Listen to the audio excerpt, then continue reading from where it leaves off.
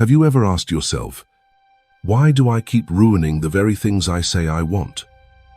Why do I push people away when all I long for is closeness? Why do I procrastinate healing when I know the pain is killing me? Why does a part of me seem so terrified of peace? You may not say it out loud, but you've probably felt it. Deep down, something inside you resists the very healing you desperately crave. And that resistance, it isn't random. It's not weakness. It's not stupidity. It's the voice of something old, buried, frightened, and hidden. Carl Jung called this the shadow, and understanding it may be the key to everything. We like to think of healing as a straight line, a clear decision followed by action and results. But for most people, it's more like a spiral, a circle of hope, avoidance, attempts, failure, and guilt. You take one step forward, then 2 steps back, and no matter how badly you want change, something inside keeps sabotaging your progress. Let's pause right here and say the hard truth. Wanting to heal isn't the same as being ready to heal. And even when you're ready, your unconscious might not be. Because the most dangerous wounds are the ones that became part of your identity. You see, somewhere along the way, your pain became familiar. It became home. Maybe it was the only way you knew how to survive. Maybe it protected you. Maybe it got you attention. Or maybe it helped you not feel something worse. So now, even as you try to grow beyond it, a deeper part of you whispers, "Don't let go." This is not sabotage from your enemy. This is sabotage from your survival self. Jung believed that each of us carries not only the conscious self, the one we show the world, but also a hidden counterpart, the parts of us we rejected, denied, or never made sense of. That counterpart is the shadow, and until we face it, it runs the show behind the curtain. Healing, then, is not about chasing light. It's about turning toward the darkness you tried to forget. Here's the paradox. You can pray for transformation, read all the self-help books, go to therapy, but if your nervous system still believes that healing is dangerous, it will fight to protect the old pain, because pain, at least, is predictable. You can tell yourself, "I deserve peace," but if your inner child only ever knew chaos, peace feels threatening. Silence feels suspicious. Stillness feels unsafe. This is why so many people sabotage relationships just as they start to feel safe. It's why they ghost people who care about them. It's why they relapse the moment things improve. It's why they choose chaos when peace becomes unbearable. Because the shadow self doesn't want healing. It wants control. It wants to protect you from disappointment. And healing requires surrender. Let me give you a visual. Imagine you're standing at the edge of a river. On the other side is your healed self, confident, grounded, whole. But to get there, you have to cross the water, and in your arms, you're carrying a box. It's full of every story you told yourself to survive, every fear you learned to obey, every identity you clung to. The box is heavy, but it feels like part of you. You know deep down that if you want to cross, you'll have to set it down. But the idea of putting it down feels like death. That's what self-sabotage is. It's not laziness, it's not failure, it's grief. Grieving the loss of who you were, so you can become who you're meant to be. So many people never heal, not because they don't want to, but because no one taught them how to grieve the version of themselves that only knew pain. Carl Jung wrote, "People will do anything, no matter how absurd, to avoid facing their own souls." And he was right. We'd rather lose love than face abandonment.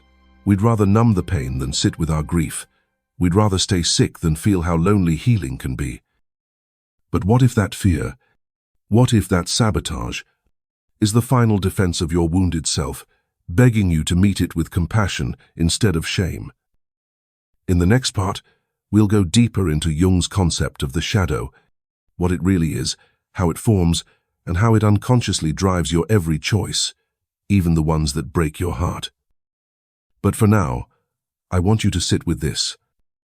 You are not broken, you are layered, and self-sabotage is not proof that you're failing. It's proof that something inside you is still afraid to be free. Carl Jung believed that we are all more than what we show to the world. There's the self we present, the version we polish, protect, and perform. The version we think will be accepted, loved, or at least tolerated. And then, there's everything else. The fears, the shame, the rage, the secrets, the parts we've disowned, the parts we were told were too much or not enough. Jung called this hidden side the shadow, the unconscious self we spend most of our lives trying to avoid.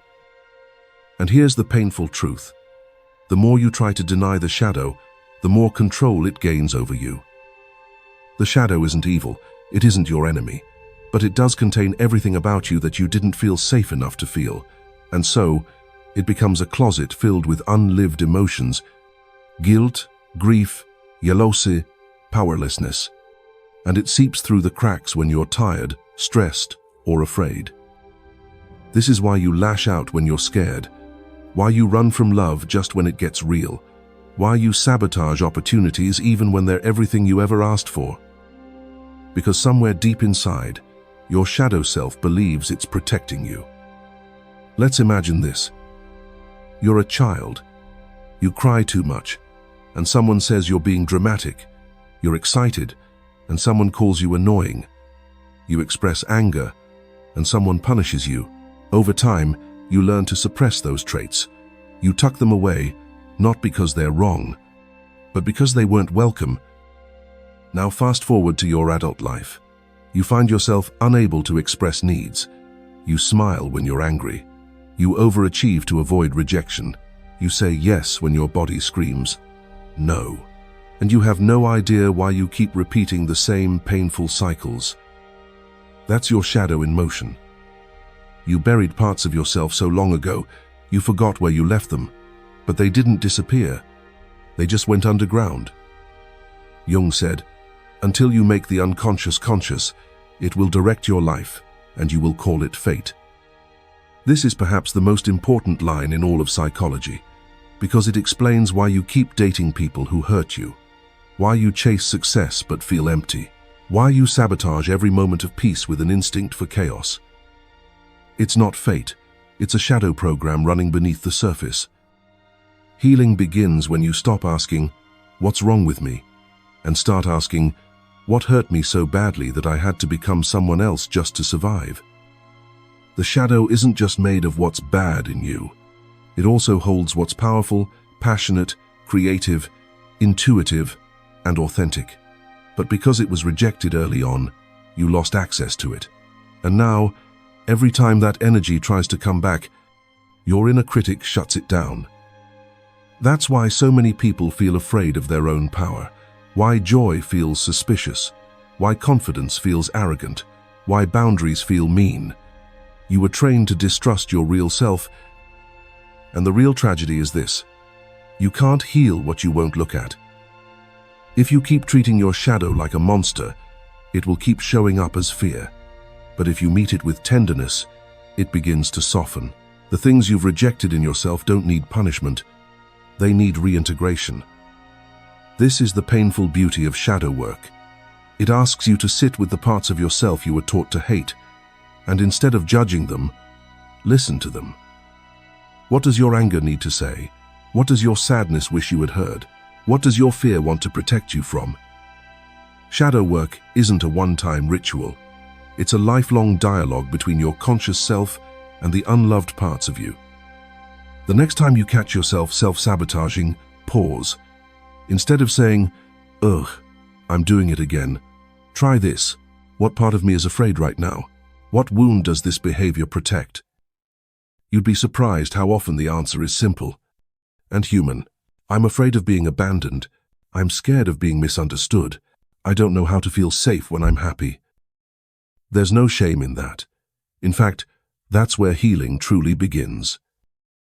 Because when you bring compassion to your shadow, you begin to take your power back, not by force, but by integration.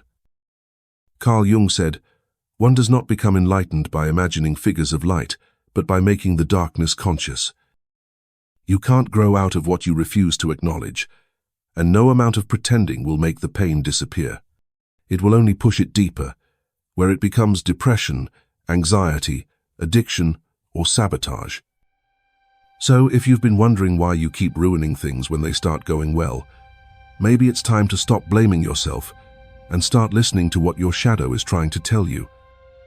In Part 3, we'll explore the real-life patterns of self-sabotage, how they look, how they feel, and why they keep repeating, so you can finally name what's been stealing your peace in silence.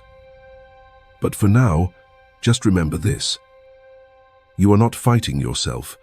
You are trying to protect something sacred, and healing is the art of making peace with your own defenses. Self-sabotage rarely announces itself. It doesn't come with flashing lights or sirens. It disguises itself as logic, as caution, as just being realistic. It looks like procrastination, avoidance, overthinking. It sounds like the voice in your head that says, "What if I fail?" Or worse, "What if I succeed and still feel nothing?" You might not even recognize it as sabotage, because often it's the familiar path, the decision that feels safest in the moment, the one that keeps you just far enough from the edge of change. Let's take a closer look. You get a great opportunity, but you convince yourself you're not ready. So you wait, over-prepare, delay, and miss it. That's sabotage. You meet someone who treats you well, but you keep them at arm's length, afraid it's too good to be true. You pull away, test their loyalty, or ghost them. That's sabotage. You set goals, then find yourself scrolling for hours, telling yourself you'll start tomorrow. You beat yourself up for lacking discipline. That's sabotage. You feel emotions coming up, but instead of allowing them to move through you, you numb them with food, television, alcohol, or endless productivity. That's sabotage too. Sabotage wears many masks. It can look like perfectionism. When you're so afraid of failure, you never let yourself finish anything. It can look like people-pleasing, when you betray your needs to avoid rejection. It can look like chronic indecision, when your fear of choosing wrong keeps you frozen. Here's what makes it so difficult. Self-sabotage is self-protection. It's your nervous system doing what it was trained to do. Keep you alive by avoiding anything unfamiliar or potentially painful, even if that means sabotaging love, sabotaging success, sabotaging growth. Carl Jung would say that every act of self-sabotage is your shadow trying to maintain control, not to hurt you, but to prevent you from reliving a pain your inner self believes it cannot survive again. That's why logic doesn't fix it. You can know better. You can journal. You can make lists. You can set goals. But if your subconscious still associates change with danger, your body will shut the door before you ever walk through it. This is why so many people live in cycles. They heal just enough to feel hopeful, then pull back the moment they start feeling exposed. They open up just enough to taste intimacy, then panic and isolate. They succeed just enough to dream bigger, then crumble under pressure. It's not weakness, it's programming. Jung said, "There is no coming to consciousness without pain," because waking up means seeing yourself clearly, and seeing yourself clearly means facing the patterns that once kept you safe, but now keep you stuck. Let's pause here. Think of a moment when you were close to something good, and you ruined it. Maybe you said something you regretted. Maybe you sabotaged with silence. Maybe you disappeared, or overreacted, or chose something easy but empty. Don't judge yourself. Just ask, what was I afraid would happen if I had received that goodness fully? Was I afraid of being vulnerable, of being seen, of losing it later and feeling crushed? These aren't irrational fears. They come from lived experience, from trauma, from childhood, from moments you may not even remember, but your body does. That's what makes self-sabotage so persistent. It doesn't come from your adult logic. It comes from younger parts of you. Fragments of memory that learned the world was not safe, that love was not stable, that success came with punishment, that trust always led to betrayal. So when things go well, your inner alarms go off, not because you're flawed, but because you're still protecting an old version of you, one who needed those defenses just to survive. But here's the good news. Defenses can be thanked, honored, and released. You don't have to shame your sabotage. You just have to learn what it's trying to say. When you notice yourself pulling back, ask, what would happen if I moved forward instead? What does this discomfort remind me of? What belief is driving my behavior right now? And is it true today? You'll find that many of your reactions aren't really about the present. They're echoes of the past, playing out on repeat. And the moment you become aware of them, they begin to lose their grip. The antidote to sabotage is curiosity, not control. It's not about forcing yourself to do better. It's about slowing down enough to notice when fear is speaking louder than truth. Self-sabotage doesn't mean you're broken. It means there's a younger part of you that never felt safe enough to receive goodness. And healing means showing that part of you it's safe now. In Part 4, we'll explore how to begin that process, how to rewrite the story your shadow believes, how to rewire your nervous system, and how to create safety in places where fear used to live. But for now, here's what I want you to carry with you. Your patterns are not who you are. They are where you learn to hide. And every moment you become more conscious is a moment you take your life back.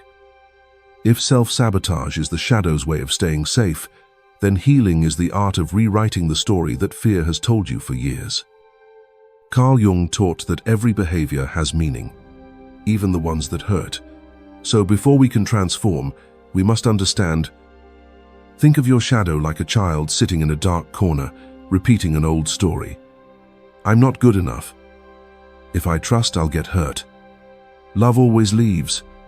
If I shine, they'll reject me. These stories weren't chosen. They were absorbed. You didn't wake up one day and decide to doubt your worth. You lived it. You heard it. You experienced the silence, the neglect, the shame, and slowly, it became your truth. Not because it was true, but because it was repeated enough times to feel real. So when you try to step forward, when you chase joy, connection, success, your shadow panics. It whispers, "This isn't safe." Not because it wants to ruin your life, but because it remembers when similar situations brought pain. This is why change feels terrifying. Not because you're doing something wrong, but because you're stepping into a reality where your old stories no longer apply. And that's disorienting. Even pain, when familiar, can feel safer than peace that's unknown. So how do we begin rewriting? First, we slow down. You cannot rewrite a story you're too busy to hear. The next time you feel the urge to sabotage, to pull away, give up, or numb, pause.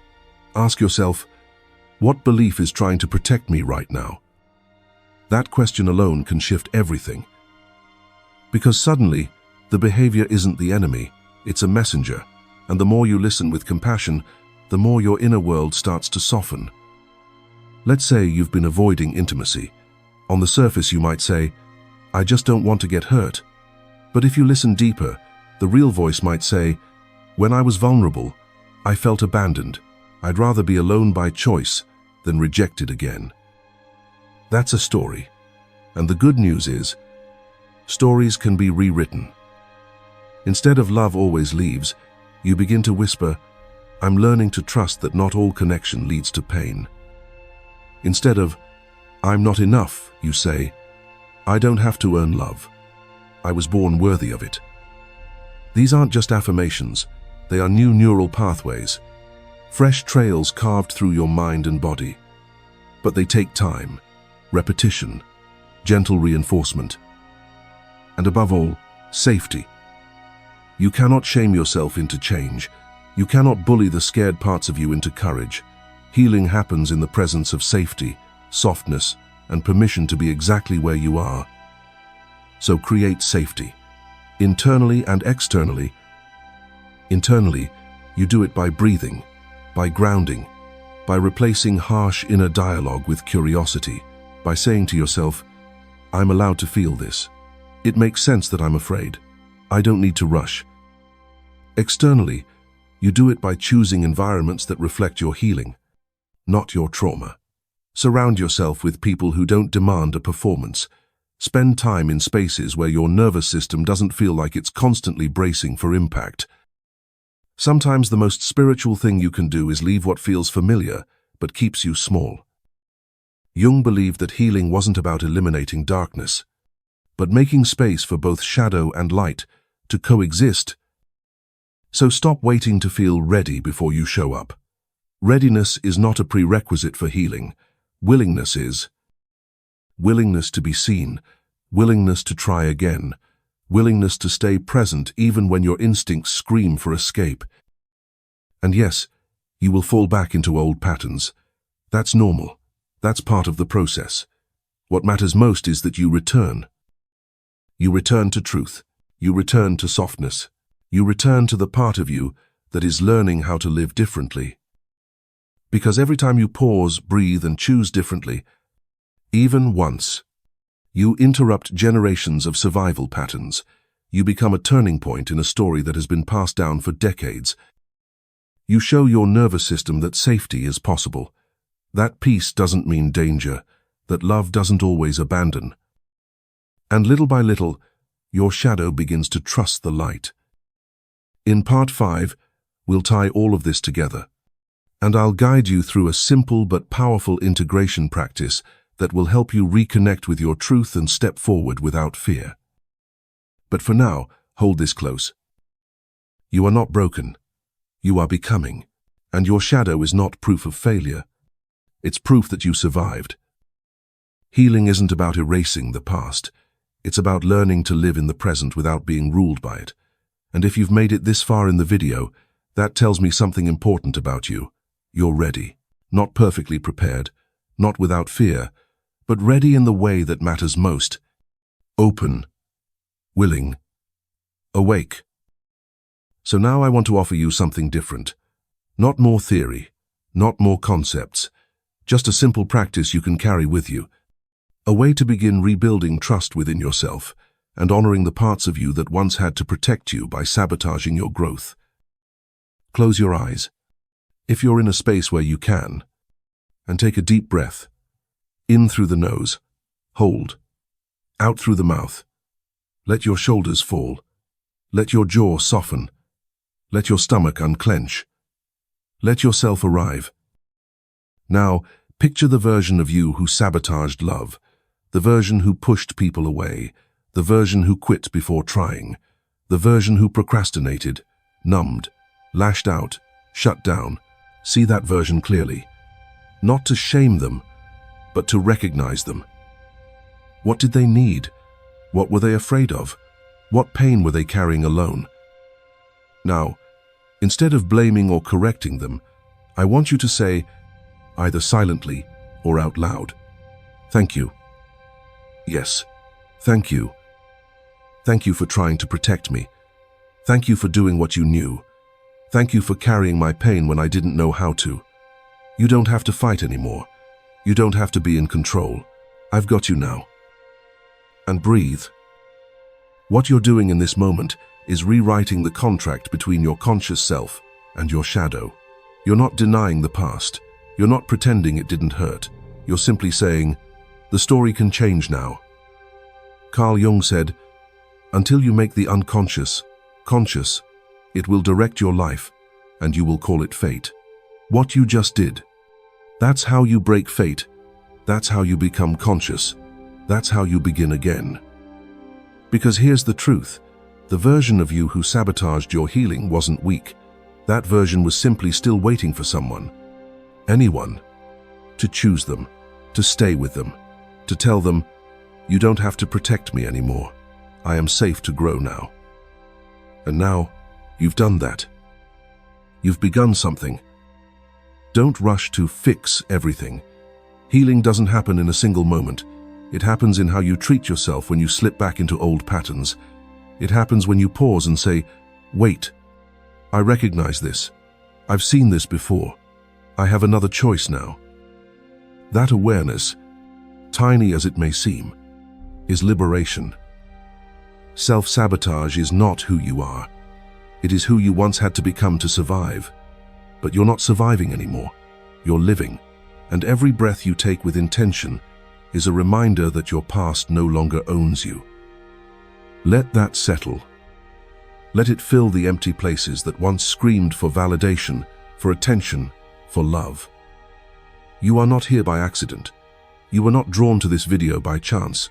There is something within you. Call it your higher self, your soul, your divine core, that is ready to return home to wholeness. You've tried shame. You've tried perfectionism. You've tried suppression. Now try tenderness. Try grace. Try choosing yourself, even when you don't feel like you deserve it. Because that's where true healing begins. Not when you feel worthy, but when you love yourself anyway. Before we close, I want you to carry one last truth. You are not the pain you carry. You are the one strong enough to feel it, name it, and release it. You are the one who stops the cycle, who brings light to the places you once feared to look, who chooses softness over self-punishment. You are the one who heals. And if this message has stirred something in you, if a part of you feels like you've been seen, known, and held, then I want to invite you to share this video with someone else who needs it. Someone who may be stuck in the same pattern, waiting for someone to say, "I see you, and you're not alone." Please take a moment to like this video, leave a comment sharing what part spoke to you the most, and subscribe if you want to go deeper into this journey of healing, awakening, and self-understanding. This channel exists to explore the hidden layers of the soul, and you're part of that unfolding story. We'll continue uncovering the shadow, integrating the self, and learning what it truly means to be whole. Until then, be gentle with yourself. You are doing holy work, and the deeper you go, the freer you become.